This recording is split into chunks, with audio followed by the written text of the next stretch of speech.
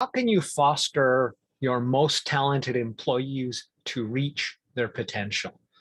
Watch this video to find out.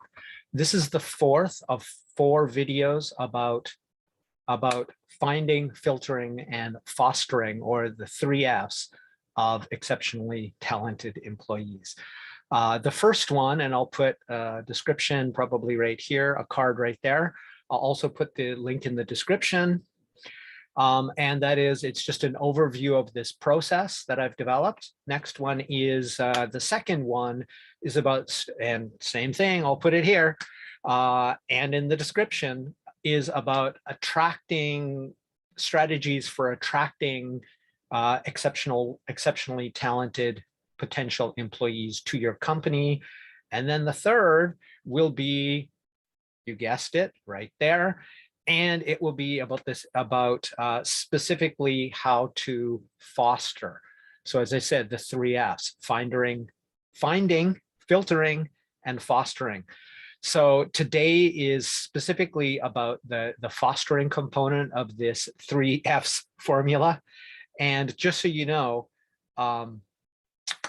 talent is essentially only 2 things. It's aptitude plus deliberate practice with the right guidance and resources.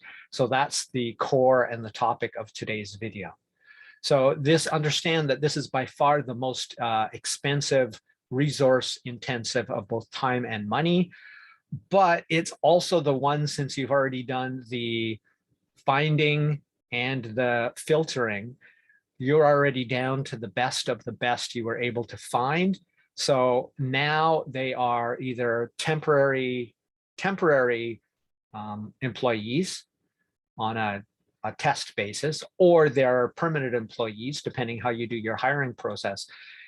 And so the benefits you get from actually fostering these individuals, these exceptional talents, is a direct benefit to you. Now, if you do this right, they are far less likely to want to leave because you keep making them continuously better. So it's literally in their best interest to stay because you keep making them better and better all the time. Ultimately, will they leave? Maybe and maybe not. And if they do, your company is still going to have the reputation of being a company that treats people right, that fosters their talent. And even if you get a whole bunch of people coming in who want to start their own companies, if you allow that transition to happen in a positive way, then you'll always have a lineup of really talented people seeking to work with you anyway. And that's the worst case scenario. And that's not so bad.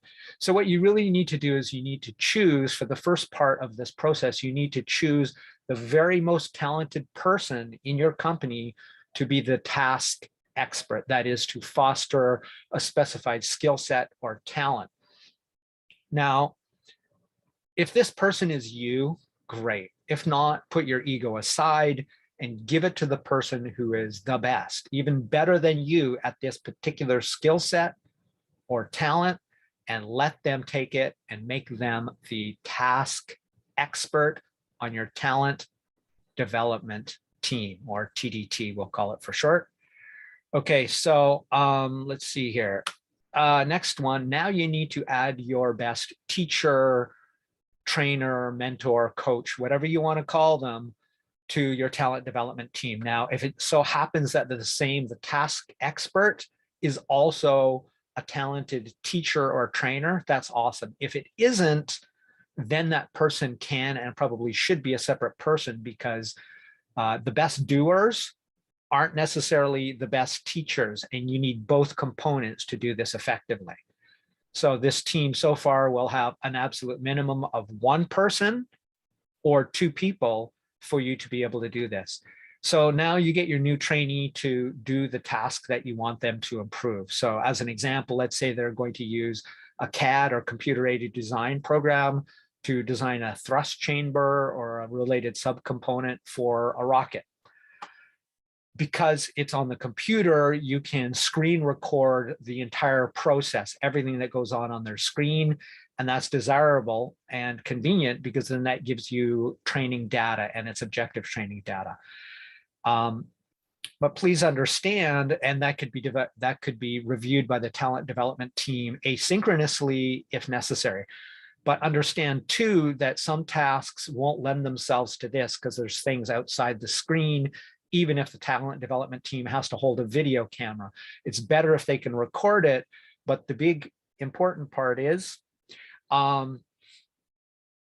that if the task requires one or both members of the talent development team to watch them doing this task in real time, then that's what they should do. But all types of recording you do should not interfere with their ability and their process of doing the task. You are there, or the team is there, any recording facility is there to record data, not interfere, because you want the sort of most organic. So let's see here. Right, so then after you've sort of gathered data, however it's been gathered, the talent development team decides on the better practices to use to foster this new talent, this new trainee. Exactly what that is will depend specifically on the task, their abilities, and many other things related to the nature of their job and what you really want them to, the capacities you want to foster in them. This will almost certainly take some experimentation in dialing in to optimize for training that talent, for training that capability, but also understand that doing this even once will give you great insight and great optimization for any future processes like this you do. So it will be reusable and a valuable investment to do this. So now what you do is you want to flip the script. You sort of step back. You want to leave your talent, your trainee alone as much as you possibly can to develop their own mastery autonomously.